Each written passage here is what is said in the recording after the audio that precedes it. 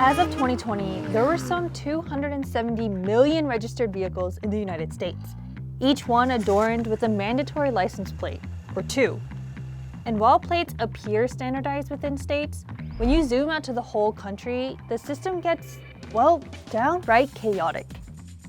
These are just a few of the wildly different plates drivers can get in California, New Mexico, South Carolina, Arizona, the list goes on and on. And in some places, you can put whatever message you want on them.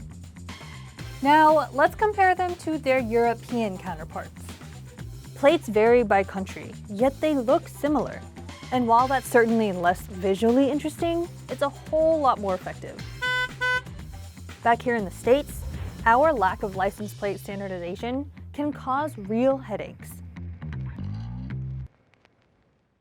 American license plates have always been a mess, and that's because from the beginning, each state passed its own rules regarding vehicle registration. In the early days of the automobile, speeders and reckless drivers were causing havoc on city streets. So on April 25, 1901, New York Governor Benjamin Odell Jr. passed a law requiring vehicle owners to register their cars. Every vehicle had to bear the owner's initials on the back. But there was one catch. It wasn't New York State that issued the plates. Instead, owners were expected to create their own, like this one and this other one. And there was another problem. Too many people had the same initials. So in 1903, Massachusetts issued the country's first state-issued license plate to this man. And each tag after that was assigned a number unique to each vehicle. And by 1918, virtually every state had adopted some form of a license plate. It had the registration number in large digits, the 2 or 4-digit year number in small lettering on one side, and an abbreviated state name on the other. But in 1931, Pennsylvania ruined this nascent standardization by introducing these, the first vanity plates. These tags were born out of the car owner's desires to add a personal touch to their registration plates. So this is a pretty niche subject.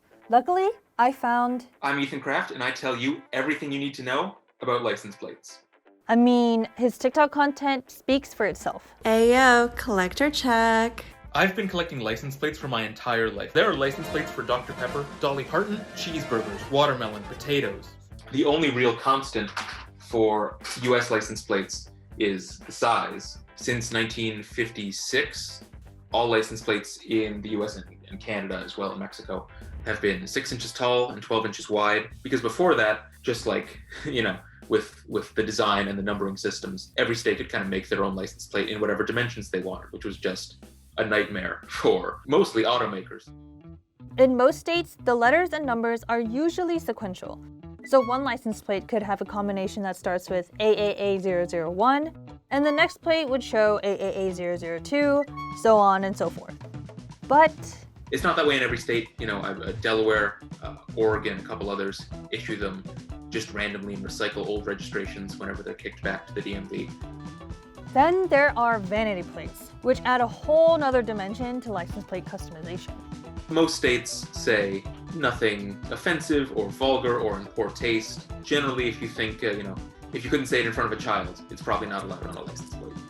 And of course, state by state restrictions are different. The state of Maine, up until recently, were the only state that didn't have any rules about what you could put on a vanity license plate. So driving around Maine, you could see license plates with the F word or with sexual innuendo or whatever someone wanted to put on it, and the courts are still trying to figure out what's allowed, and the states are trying to figure out appropriate guidelines, all that stuff. And while this myriad of plates makes for fun TikToks, this haphazard system often creates legal and logistical nightmares. To help explain why, let's look across the pond. Here, license plates are issued nationally and come in a standard issue size.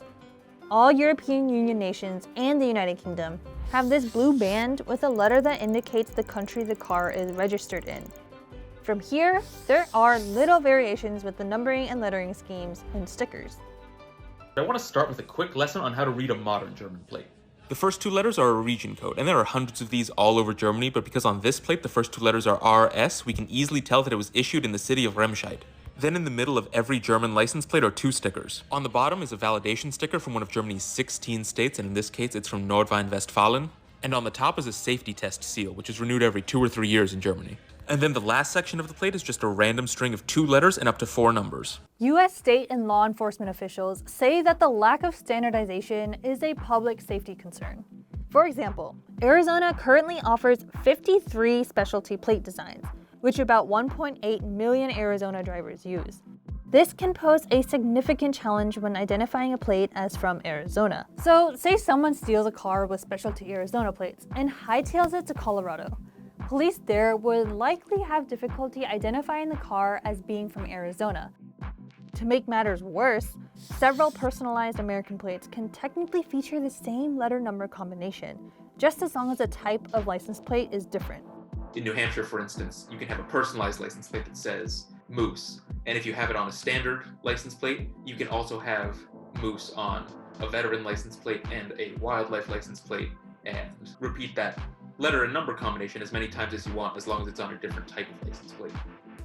Now, some argue that license plates used in Europe may look too similar to each other. This can make identifying individual plates even harder, especially from a distance. But the standardized coding system, along with the bigger plate size, helps make pinpointing different plates a little bit easier. So what are states doing now to make plate readability more efficient? This isn't required throughout the contiguous United States, but the American Association of Motor Vehicle Administrators calls for standardized fonts and sizes, and that the full state name be conspicuously listed in the top center of the license plate.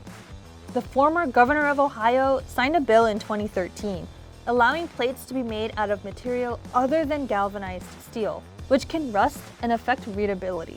And in Texas, a new design dubbed the Texas Classic is now available, and it features larger plate characters and a more centered grouping. Some entrepreneurs have taken it upon themselves to make plate readability yesterday's problem. Since 2009, Granite Bay-based company Reviver has been designing and implementing digital license plates in several states throughout the US.